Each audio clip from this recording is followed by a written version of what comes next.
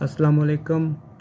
अब ऐसा है कि आज हम STA 301 का फ़ाइनल टर्म एग्ज़ाम की जो है ना ब्रिटिश यूनिवर्सिटी की उसकी तैयारी कर रहे हैं। तो उसका पार्ट 1 तो मैंने अपलोड कर दिया हुआ है, जिसके अंदर हम लोगों ने 3 या 4 टॉपिक हम लोगों ने डिस्कस किए थे। हम लोग पॉइजन डिस्ट्रीब्यूशन तक आए थे। उसके बाद अब हम लोगों ने नॉर्मल डिस्ट्रीब्यूशन को डिस्कस करना है। नॉर्मल डिस्ट्रीब्यूशन आप इसको कह सकते हैं, ये कंटिन्यू पहले जितनी भी हम लोगों ने जो है प्रोबेबिलिटी डिस्ट्रीब्यूशंस डिस्कस की हैं वो सारी डिस्क्रीट थी। जैसे बाइनोमियल है, ठीक है, उसके बाद हाइपरज्योमेट्रिक थी, फिर उसके बाद हम लोगों ने पॉइजन डिस्ट्रीब्यूशन को देखा। तो ये सारी जो थी ये हमारी डिस्क्रीट डिस्ट्रीब्यूशन थी। अब हम लोगों ने कंटिन्यूस डिस्ट्रीब्यूशन की तरफ हम मूव फॉरवर्ड कर गए हैं। तो इसके अंदर हम लोगों ने क्या करना होता है कि हमारा जो प्रोबेबिलिटी होती है वो एक एरिया की फॉर्म में हमें मिलती है। एरिया जो होता है वो हम डायरेक्ट जो है ना, हमें जो इन्फॉर्मेशन दी हुई होती है वो हमें मीन की और स्टैंडर्ड डेविएशन और इस तरह की हमें इंफॉर्मेशन देता है।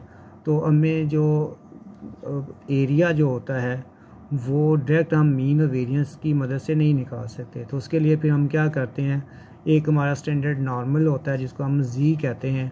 पहले हम मीन और स्टैंडर्ड डेविएशन की मदद से हम क्या करते हैं कि जी कैलकुलेट करते हैं। जी एक स्टैंडर्ड नॉर्मल है, वहाँ से हम फिर जाके टेबल वैल्यू को देखते हैं। टेबल वैल्यू से हम प्रोबेबिलिटी निकालते हैं।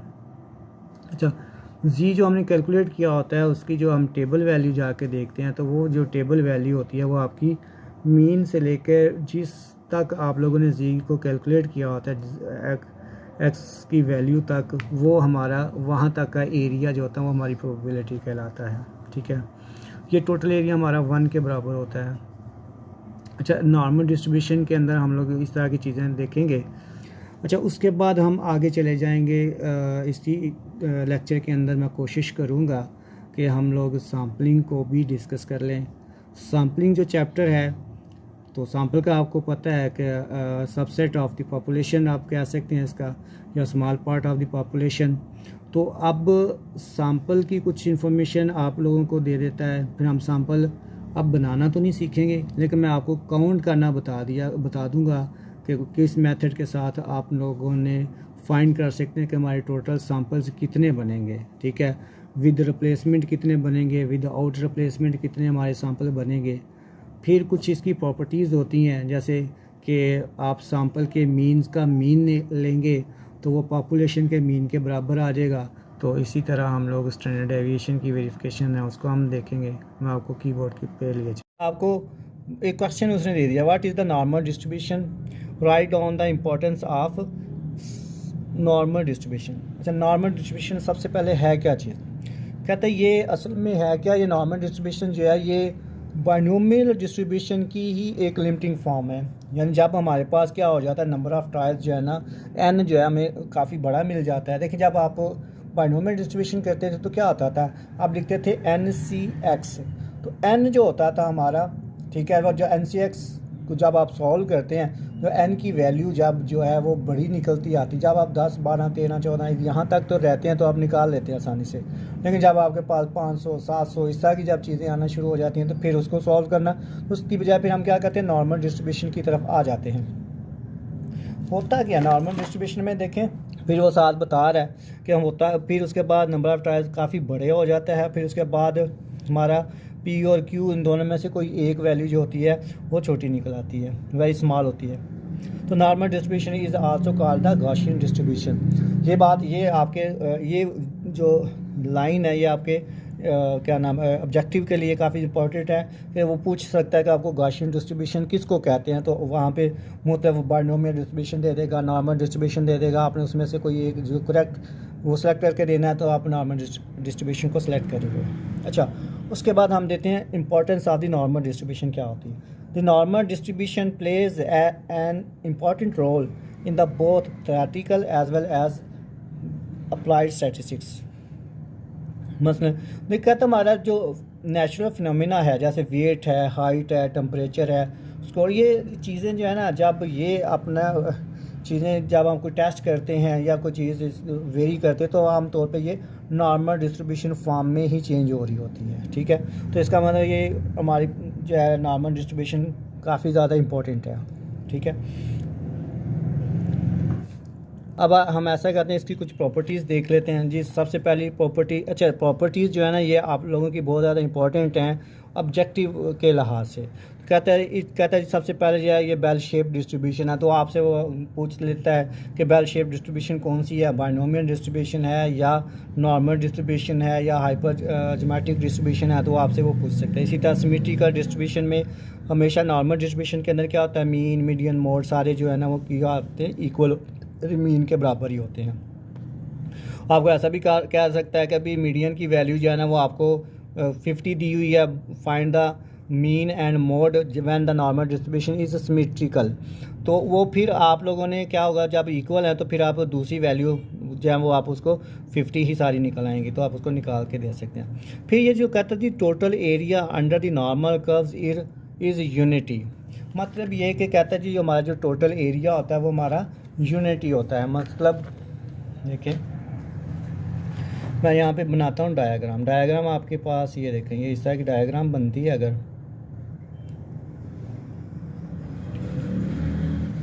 ये तो under the normal curve binomial distribution, ये सारा जो एरिया होगा वो हमारा क्या कहलाता है, 1 होता है। यूनिटी उसने कहा है कि टोटल एरिया हमारा 1 के बराबर आता है। तो ये हमारी इसकी प्रॉपर्टी होगी कि हमेशा आपने याद रखना है कि टोटल जो हमारा एरिया होगा, ठीक है, वो हमेशा 1 के बराबर होगा। उसके बाद उसने कहा the range of normal distribution is from -minus infinity to +plus infinity. इसका क्या मतलब है, देखिए ये वाली जब आप बनाते हैं तो इसके अंदर क्या होता है, ये चीज़ कभी भी ये चीज़ें आपस में मिलती नहीं हैं, ये आगे ऐसे आगे जाके पैरेलल हो जाती हैं और इधर को बढ़ती रहती है, इधर को बढ़ती रहती है, और ये कभी भी आपस में नहीं मिलती, पैरेलल हो जाती है। तो फिर इसलिए हम इसको कहते हैं कि ये -इन्फिनिटी की तरफ जा रहा है और ये वाला हमारा +इन्फिनिटी की तरफ जा रहा है। तो ये इसकी ये जो नेक्स्ट प्रॉपर्टी है पाँचवीं ये वाली चौथी ये वाली थी। तो फिर कहता the value of the maximum ordinate at x is equal to mu is, ये वाला कहता है जी ये वाली मैक्सिमम वैल्यू ये होती है। ये आप लोगों के ऑब्जेक्टिव के लिहाज से बहुत ज़्यादा इंपॉर्टेंट है। ये वाला आपको दे देगा कि आपको क्या देगा जी, the value of the maximum ordinate at x mu is, नीचे आपको मुख्तलिफ किस्म की ऑप्शन दे देगा, उसमें ये वाली ऑप्शन भी होगी। ये क्या है, 1/, स्टैंडर्ड डेविएशन और 2 पाई का स्क्वायर रूट है। ये आपने बात याद रखनी है। उसके बाद आपने ये याद रखना है all orders movements about mean is area is 0, यानी वो सारा म्यू 1 म्यू 3 म्यू 5 ये सारे क्या होते हैं हमारे पास 0 होते हैं। ठीक है, ये अब बात आप लोगों ने याद रखनी है। अच्छा, जब ऑड नंबर हमारे पास 0 हो गए तो फिर movement ratios of normal distribution क्या बनेगी, वो क्या होगी, वो म्यू 3 का स्क्वायर जो होगा वो हमारे पास क्या आ गया 0। तो जब नीचे कुछ भी वैल्यू हो, म्यू 2 की पावर 3 है लेकिन यहाँ पे कुछ भी वैल्यू हो, वो क्या जब इसके साथ वो डिवाइड होगी तो वो 0 ही हमारा आंसर आएगा। ठीक है, उसके बाद आप लोगों ने ये भी यह बात याद रखनी है कि आपका म्यू जो हमारे पास 2 है वो किसके बराबर आता है, सिग्मा यानी वेरिएंस के बराबर आता है। ठीक है, जो आपका म्यू 4 होगा, ठीक है, अबाउट मीन, वो आपका 3 वेरिएंस के स्क्वायर के बराबर आता है, यानी वो वेरिएंस का स्क्वायर क्या आ जाएगा 4 हो जाएगा। तो ये इसको आप सॉल्व करेंगे तो वो बीटा 2 3 वैल आ जाएगा, बीटा 1 0 आ जाएगा। ठीक है, उसके बाद फिर 8वीं प्रॉपर्टी के अंदर वो कह रहा है first and third quartiles are equal distant from mean और मीडियन।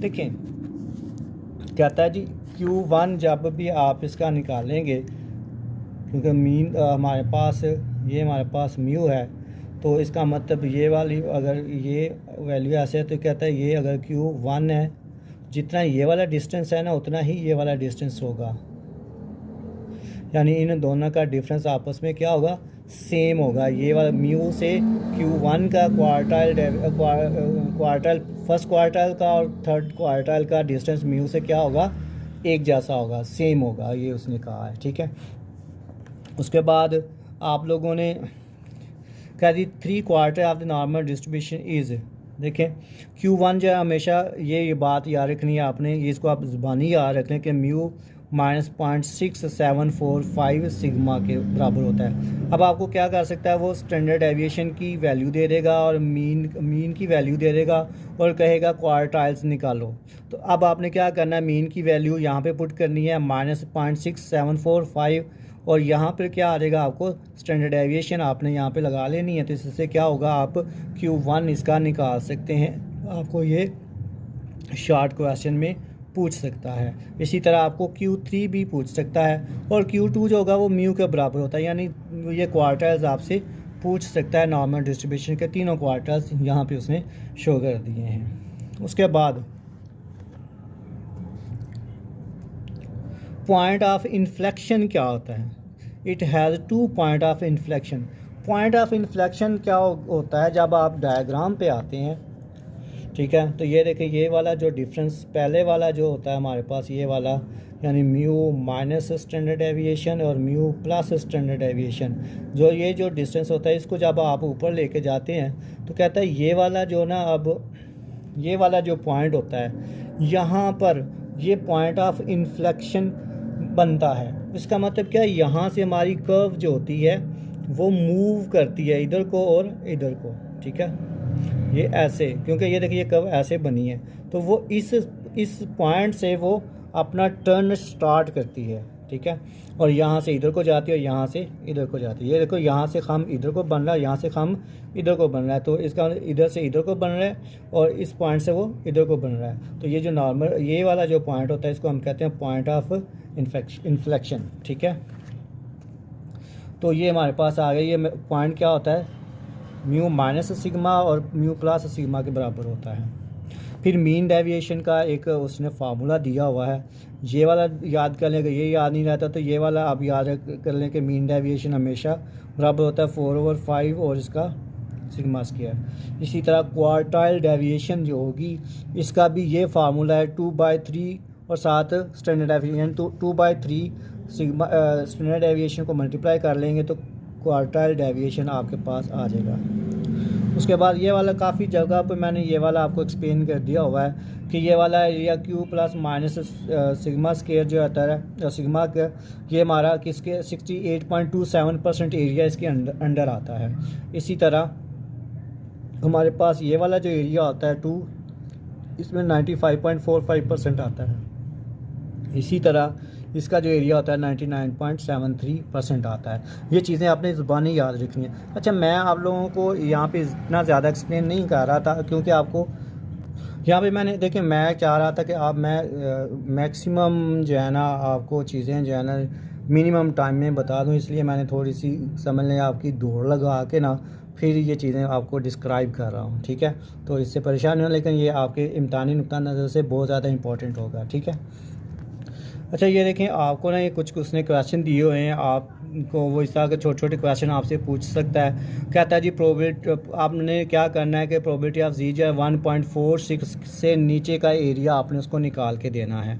हम ये इस डायग्राम के अंदर ये देखिए हमारे पास ये बनाई हुई है, यहाँ पे उसने जी की ये वाला हमारे पास उसका ज़ीरो है, यहाँ पर हमारे पास आ गया जो उसने वैल्यू दी है 1.4। ये बात आपने याद रखनी है, ठीक है, कि हमारा जो अगर 1.46 पॉजिटिव है तो इसका मतलब ये 0 से अप साइड पे आएगा, ठीक है, और जो पहला उसका डिस्टेंस है उससे आगे कहीं जाके आएगा। पहले डिस्टेंस से मुराद हमारे पास फ़र्ज़ किया यहाँ पे म्यू जो वैल्यू हमारे पास यहाँ पर ये वाली जो वैल्यू है ना, देखें यहाँ पर 1 आता है, जी की वैल्यू यहाँ पर 1 आती है, तो इससे नेक्स्ट अगली साइड पर कहीं यहाँ पर वो जो वैल्यू उसने दी है Z 1.46 होगी, ठीक है। तो ये वाली Z.146 को इसको आप क्या करेंगे, जाके आप टेबल से देखेंगे, ठीक है। देखिए ये वाला जो एरिया, ये वाला एरिया, इसको तो हमें देखें पूरी नॉर्मल डिस्ट्रीब्यूशन 1 के बराबर है, ये हाफ इधर कितनी हो जाएगी, ये वाली हमारे पास 0.5 के बराबर आ जाएगी। अब हम जब जी की ये 1.46 के जब जाके हम टेबल से वैल्यू देखेंगे जी की, ठीक है, वो यहाँ से लेके यहाँ 0 से लेके यहाँ तक की वो होगी, तो उसके हमने उससे नीचे का एरिया सारा निकालना, तो ये 0.5 भी उसके अंदर हम ऐड कर लेंगे। तो यहाँ पे ये देखो हमने 0.5 के अंदर ये वाला जो एरिया हमारे पास वो हमारे पास 9279 आया। अच्छा, उसने ये गलती थोड़ी सी की हुई है, ये वाला एरिया यहाँ पे नहीं, थोड़ा सा और यहाँ पे जाके होना चाहिए था ये वाला, क्योंकि 92% एरिया यहाँ पे, तो ये यहाँ पे जाके कहीं आगे जाके कहीं मतलब ये 2 से यहाँ पे कहीं होना चाहिए था ये। चले खैर, जो भी है बुक है ये, इसको मैं यहाँ से एक्सप्लेन कर रहा हूँ। अच्छा, उसके बाद नेक्स्ट के अंदर उसने कहा जी जी की आपने प्रोबेबिलिटी निकालनी है, जी जो हमारा ग्रेटर दैन क्या होना चाहिए, 2.58 से ग्रेटर दैन होना चाहिए। अब हम क्या करने, यहाँ पे देखें ये हमारा 2.58 है, तो इससे ऊपर का एरिया ये हमने निकालना है। जब हम जी की वैल्यू यहाँ से निकालेंगे तो वो यहाँ से लेके यहाँ तक ये वाली वैल्यू हमें टेबल वैल्यू मिलेगी। जब हम जी की वैल्यू को टेबल पे जाके देखेंगे, ये वाली वैल्यू को फिर हम क्या करेंगे, ये सारी वैल्यू 0.5 है, 0.5 में से ये वाली वैल्यू माइनस कर देंगे तो फिर ये अपसाइड वाली वैल्यू हमारे पास बच जाएगी। यहाँ पे उसने देखो 0.50 में से 0.4951 को माइनस कर दिया तो हमारे पास आ गया 0.0049। ये इस तरह के मुख्तलिफ किस्म के, जैसे ये आप ये वाले मैंने पहले 2 करवाए हैं, नीचे वाले जो है ना आगे सॉल्व हैं, लेकिन मैं आप पे छोड़ रहा हूँ कि ये आप लोग खुद करें, ठीक है। इनमें से ना एक मैं देखें ये वाला देख लेता हूँ कि 0.56, यानी इन दोनों के दरमियान में यहाँ पे Z1 की वैल्यू जो आएगी और यहाँ पे इसकी जो वैल्यू होगी, ठीक है। ये देखिए दोनों पॉजिटिव है, दोनों पॉजिटिव हैं। इसका मतलब ये हुआ कि मीन के, यानी हमारा जो मीन है या मीन के अप साइड पे दोनों रह जाएंगे। अगर दोनों अप साइड पे, अगर मीन के किसी एक साइड अप साइड पे हो या डाउन साइड पे हो, तो फिर हमने क्या करना होता है, बड़ी वैल्यू में से छोटी वैल्यू को मैं अभी आपको लेके चलता हूँ इस पर। ये देखो दोनों वैल्यूज़ जो हैं हमारे पास क्या हैं, ये दोनों वैल्यूज़ क्या हैं हमारे पास मीन के अप साइड पे हैं। तो अब ये इस वैल्यू पे, जब आप इस वैल्यू पे जाके आप क्या करेंगे, टेबल वैल्यू देखेंगे तो ये मीन से लेके यहाँ से लेके यहाँ तक की निकल आएगी। जब आप इस पे जाके टेबल वैल्यू देखेंगे तो वो फिर ये वाला जो खाली छोड़ा हुआ ये वाला हिस्सा बच जाएगा। आप इस बड़े में से ये छोटी वाली को माइनस करेंगे तो ये जो शेडेड एरिया आया हुआ है वो वाला निकल आएगा। जैसे कि यहाँ पे उसने किया है कि 0.4767 जो निकली थी आपकी प्रोबेबिलिटी, ठीक है, 1.99 को देख के उसमें से माइनस कर दिया, 0.56 को देखा आपके पास 2123 निकली, तो उसको माइनस किया तो ये हमारे पास आ गया 0.2644। हाँ, ये भी देख लें साथ ही कि अगर एरिया एक हमारा जो है ना वो मीन से नीचे, यानी एक नेगेटिव है और एक पॉजिटिव है, तो फिर यहाँ पे देखिए इसकी जो डायग्राम है वो इस तरह की बनेगी कि वो इससे क्या माइनस वाली वैल्यू इसके नीचे आएगी और प्लस वाली ऊपर आएगी। तो फिर हम क्या करेंगे, ये वाली टेबल वैल्यू हमें आ जाएगी, ये वाली टेबल वैल्यू आ जाएगी, इन दोनों को फिर आप क्या करेंगे, प्लस कर लेंगे, तो फिर हमारे पास क्या आ जाएगा, ये हमारे पास आंसर आ जाएगा 0.8571। ठीक है, चलें जी हम आगे चलते हैं। अच्छा देखें जी, पॉपुलेशन की डेफिनेशन क्या होती है कि जिस चीज़ को आप कंसीडर कर रहे हैं उसकी जो टोटल हमारी पॉपुलेशन ऑब्जर्वेशन जो होगी वो हमारी क्या कहलाती है, पॉपुलेशन कहलाती है। मैं अब सैम्पलिंग पे आ गया हूँ, ठीक है, टाइम कम है इसलिए मैं चाह रहा हूँ कि आपको ज़्यादा से ज़्यादा चीज़ें जो है ना वो आपको मैं दे दूँ, ठीक है। फिर उसके बाद हमारे पास पैरामीटर्स क्या होते हैं, जो भी कहता है numerical quantity calculated from population is called parameter और पॉपुलेशन पैरामीटर। यानी पैरामीटर क्या होता है, जो न्यूमेरिकल क्वांटिटी हम पॉपुलेशन से लेंगे वो हमारी पैरामीटर कहलाती है, और जो न्यूमेरिकल वैल्यू हम कैलकुलेट करेंगे फ्राम सैम्पल तो वो हमारी क्या कहलाती है, स्टैटिस्टिक कहलाती है। ठीक है, ये दोनों में डिफरेंस है। उसके बाद आप लोगों ने इसका जो है हमारे पास सैम्पलिंग के अंदर आप लोगों को क्या पॉपुलेशन दे देता है, ठीक है, आप लोगों ने देखना होता है कि हम इसके सैम्पल्स वगैरह कितने बनेंगे। अच्छा, एक्यूरेसी क्या होती है इसको ज़रा आप देख लें। कहता है जी बाय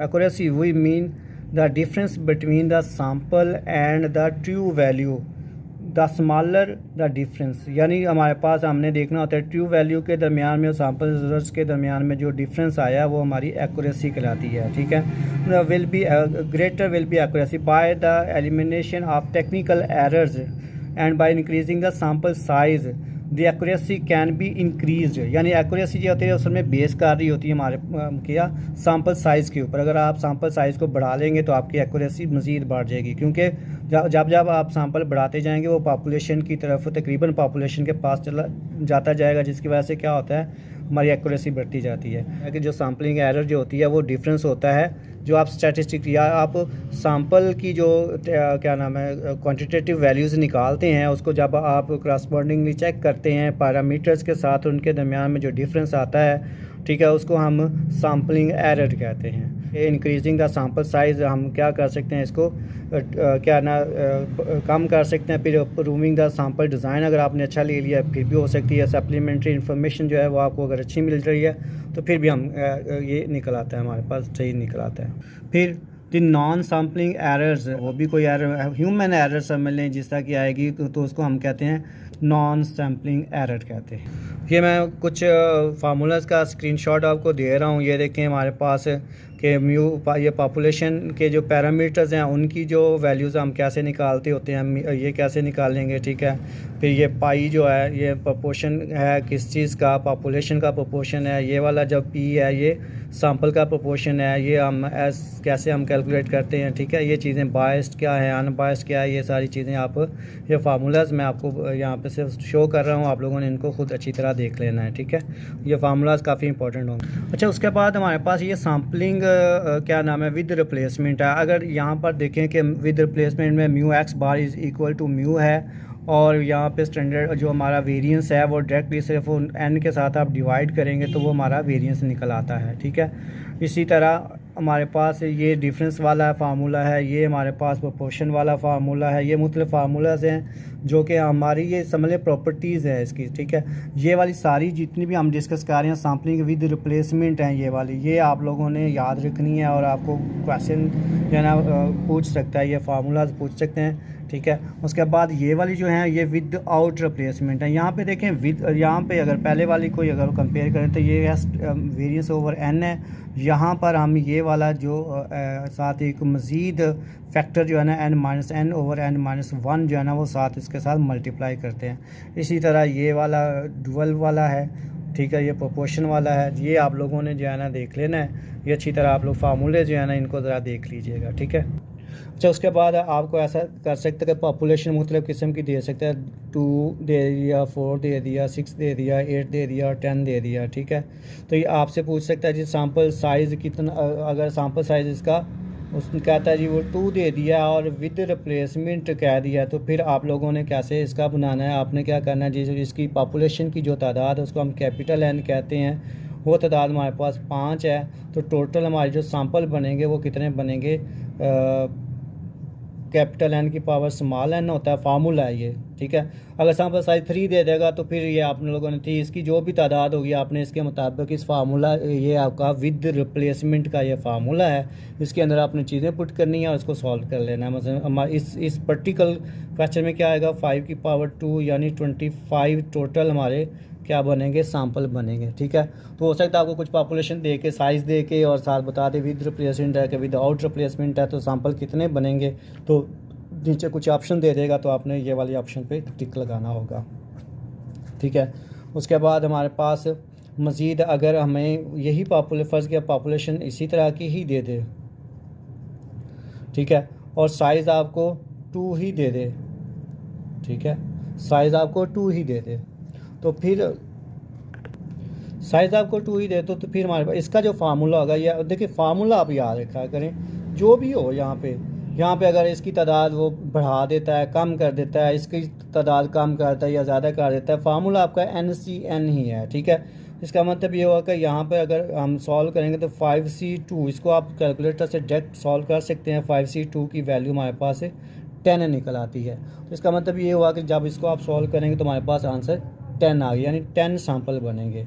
ये विद आउट रिप्लेसमेंट है, ये क्या है, विद आउट रिप्लेसमेंट जब आपको कहेगा तो ये चीज़ ये आपको कर देगा। अब आप लोगों को वैसे तो मैंने क्या नाम है इसका नॉर्मल डिस्ट्रीब्यूशन का क्या सैम्पलिंग का क्या नाम है काफ़ी ज़्यादा दिया हुआ है, प्रैक्टिस करवाई हुई है अपने लेक्चर के अंदर, ठीक है। मैं यहाँ पे सिर्फ आप लोगों को इम्पोर्टेंट चीज़ें जो है ना वो गो थ्रू करवा रहा हूँ।